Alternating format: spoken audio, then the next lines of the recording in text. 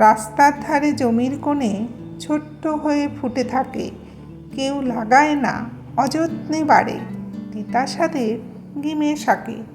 ছোট্ট পাতা সাদা ফুল, রূপটি তাহার খুবই সাদাসিধে। গিমা শাকের এই ভাপা খেলে তৃপ্তি মেলে ভোজন শেষে। অসম্ভব সুন্দর খেতে এই পদটি তোমরা আগে কখনো খেয়ে দেখোনি। গিমা শাক যে এত সুন্দর খেতে হয় একবার তোমরা না খেলে বুঝবে না। তাহলে চলো দেখে নাও রেসিপিটা। নমস্কার বন্ধুরা, হরেক হরেক অম্বাতে তোমাদের স্বাগত। এখানে 2 গিমা শাক নেওয়া হয়েছে। গিমা শাকের পাতাগুলো একটু ছোট ধরনের হয় আর পাতাগুলোকেই নিতে হয়। মা একটানে পাতাগুলোকে টেনে নিচ্ছে। একটা একটা করে বেছে নিলে প্রচুর সময় লেগে যাবে। প্রথমে মাসি একটা একটা করে পাতা ছিঁড়ছিল। মা দেখলো অনেক সময় লেগে যাবে, মা এসে ধরলো। পাতাগুলোকে নেওয়া হয়ে গেছে, এবার চলো পরের ধাপে। গিমা শাক কিন্তু খুব ভালো করে ধুতে হয়, মাটির কাছাকাছি থাকে বলে কাদা মাটি লেগে থাকে। মা গামলার মধ্যে প্রায় 5-7 মিনিট জলে ভিজিয়ে রেখেছিল। এখন ভালো করে ধুয়ে প্রেসার কুকারে তুলে নিচ্ছে। পাতাগুলোকে প্রেসার কুকারে নিয়ে নেওয়া হয়েছে। এবার কি কি মশলা নেওয়া হচ্ছে চলো সেটা দেখে নিই। এখানে নেওয়া হয়েছে 1 চামচ কালো সর্ষে আর 1 চামচ সাদা তিল। মা এগুলোকে জলের মধ্যে ভিজিয়ে রেখেছিল। এবার ছাঁকনির মধ্যে জলটা ছেঁকে মশলাগুলোকে মিক্সিতে দিয়ে দিল। ওর মধ্যে দিল 2 কাঁচা লঙ্কা। তোমরা যেমন ঝাল খাবে সেই অনুযায়ী লঙ্কা অ্যাড করবে। অ্যাড হলো 1 চামচ নুন আর 1/2 চামচ হলুদ গুঁড়ো।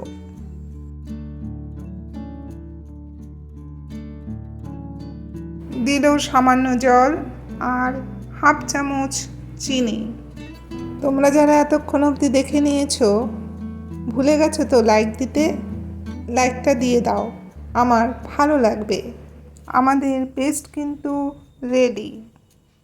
এবার পেস্টটা পাতাগুলোর মধ্যে ঢেলে দিচ্ছে।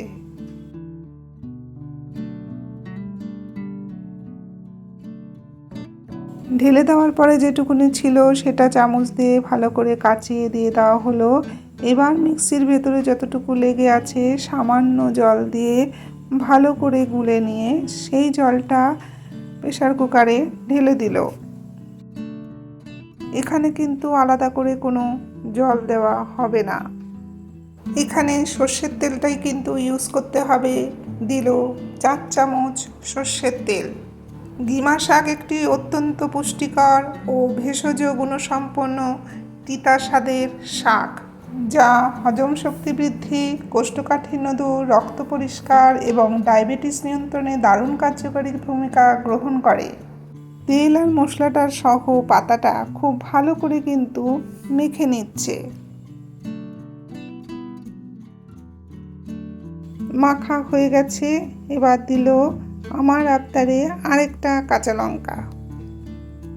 তেলটা একটু কম লেগেছে তাই ওর মধ্যে দিয়ে দিল আরও 2 চামচ সর্ষের তেল, তাহলে মোট দেওয়া হলো 6 চামচ সর্ষের তেল। এবার প্রেসার কুকারের ঢাকনাটাকে আটকে দেওয়া হলো। গ্যাসের ফ্লেমটাকে একদম সিমে রেখে এবার হতে দিতে হবে। এই রান্নাটা করতে খুবই কম সময় লাগে, অথচ খেতে দারুণ হয়।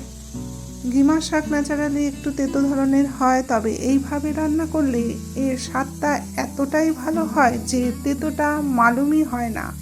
এই সময় প্রচুর পরিমাণে গিমা শাক পাওয়া যায়। তোমরা অন্তত একবার এইভাবে করে খেয়ে দেখো। 2খানা সিটি দেওয়ার পরে গ্যাসটাকে অফ করে দিল। দেখো কি সুন্দর দেখতে লাগছে, তবে এর স্বাদটা বুঝতে গেলে তোমাদের রান্না করে খেতে হবে। এবার বেড়ে নিচ্ছে। আমাদের বাড়িতে প্রচুর পরিমাণে গিমা শাক হতো। মা তুলে তুলে গিমা শাকের নানা পদ রান্না করত, তবে অন্যান্য পদগুলো থেকে এই পদটা আমার অপূর্ব খেতে লাগে। তোমরা দেখলে তো, জাস্ট 2টো উপকরণে কি চটজলদি রান্নাটা হয়ে গেল। আর এই পদটা খেতে যে কতটা অপূর্ব, যতক্ষণ না বানাচ্ছ বুঝতে পারবে না। রেসিপিটা কেমন লাগলো কমেন্টে জানিও। ভালো লাগলে শেয়ার করার অনুরোধ রইল। তোমরা সবাই ভালো থেকো, সুস্থ থেকো। আবার দেখা হচ্ছে অন্য এক নতুন ভিডিওতে।